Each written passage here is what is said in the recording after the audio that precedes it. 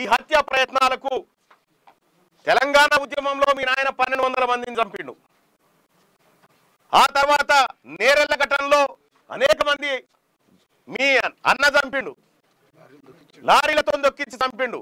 ఇవాళ బీసీ ఉద్యమాన్ని అనసడానికి మీరు చేస్తున్నటువంటి కుట్ర ఏదైతే ఉందో దీన్ని సమాజం అంతా గమనిస్తుంది.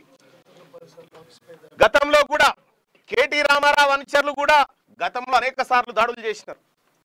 దాడులు చేసి విధ్వంసం సృష్టించినారు.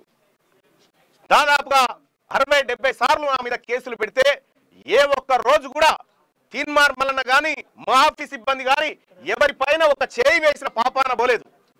మేమంత సామరస్యంతో ఉన్నాం.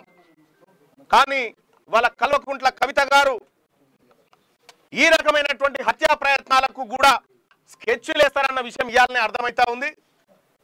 ఖచ్చితంగా తెలంగాణ రాష్ట్ర వ్యాప్తంగా బీసీలంతా ఎక్కడికక్కడ కల్వకుంట్ల కవిత దిష్టి బొమ్మలు నలగబెడతా ఉన్నారు. బీసీలను అనగదొక్కాలని చూస్తున్నటువంటి ఆమె పైన చర్యలు తీసుకోవాలని డిమాండ్ చేస్తా ఉన్నారు.